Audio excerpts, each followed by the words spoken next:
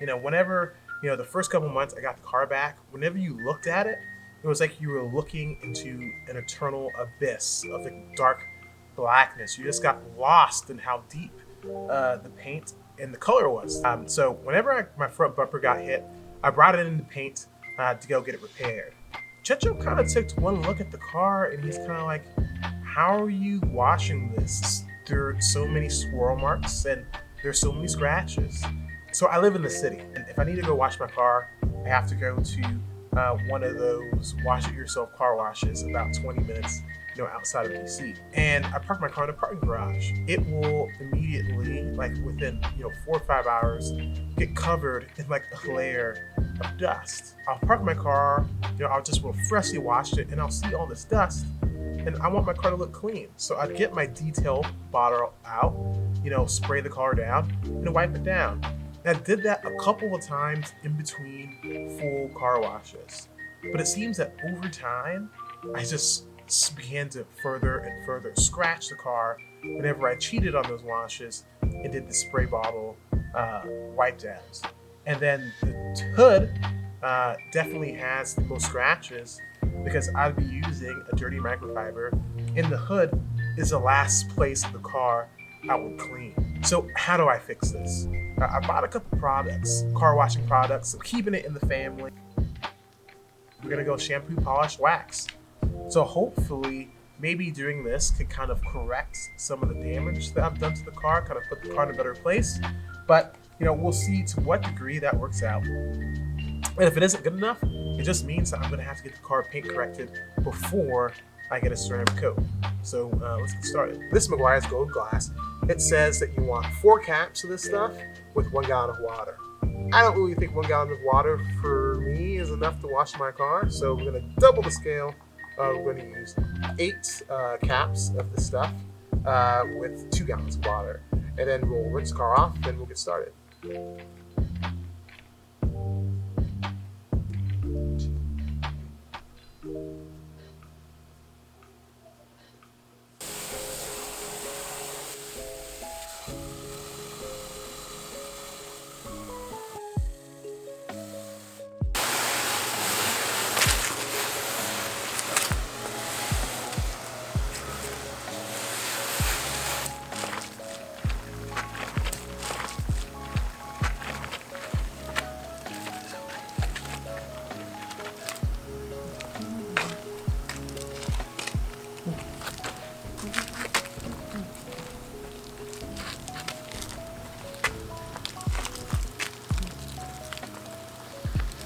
All right, so here we have the wash, rinse, and repeat cycle here.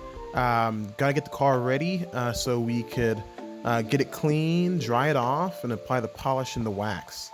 One thing I do want to note is that I want to get the car ceramic coated, and the wheels currently are ceramic coated. And while the wheels are much easier to clean than they normally would be, it's not as simple as just running water over it. So it'll be interesting to see how the car reacts to dirt whenever the whole thing's ceramic coated, and how easy that makes taking care of the car. Now let's get to drying it. So the last thing we're going to want to do when drying the car is scratch it. So you're going to want to see whether or not your drying towel is getting dirty.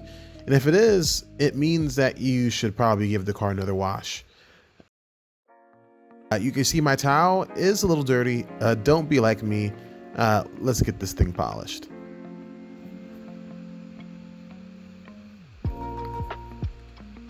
All right, so as you can imagine, polishing is going to take a while. So let's fast forward and see what my future self says. All right, so I applied a polish to the car, and I'm not sure it made all that much of a difference. Even with the couple scratches, in most areas except the hood, it still looks great. Unless this wax works miracles, I'm gonna go to the ceramic coater who has paint correction. Let's get this wax on and let's get going. I did notice a couple of new scratches on the car, as well as some paint chips that I did not know this before. As far as the paint chips goes, I guess there's a limit to how well that blue painter's tape will work. I noticed that especially near the grooves where you have that big Veilside gap between the hood and the bumper, I had some paint loss there, as well as two bottom parts of the bumper. I had two sizable rock chips. So, I mean, I guess taking the car 17 hours, 1,200 miles, it was bound to happen without PPF on there. Maybe next time when I'm driving back, I'll put 2 or 3 layers of painter's tape.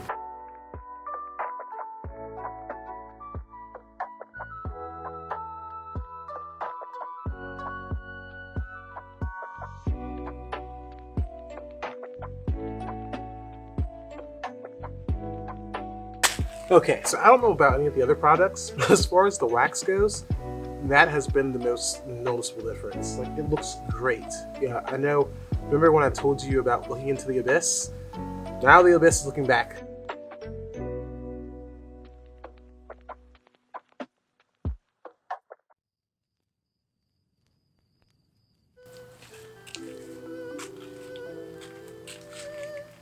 Guys, it looks great.